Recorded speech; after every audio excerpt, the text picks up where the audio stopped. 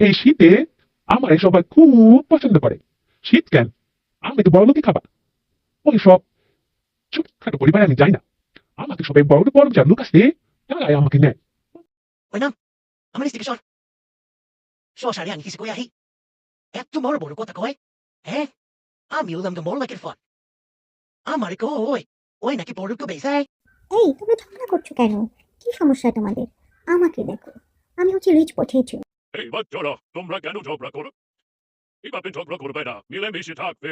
বুঝি না ভাই, আপনারা এত ঝগড়া করে আমারে দেন আমারে।